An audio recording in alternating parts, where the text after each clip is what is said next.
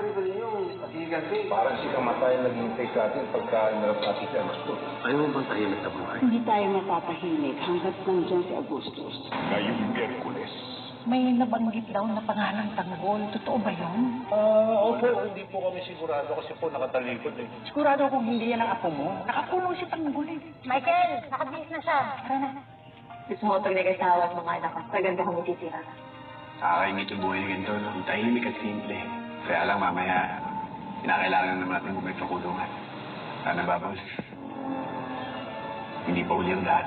FPJ Batang Quiapo.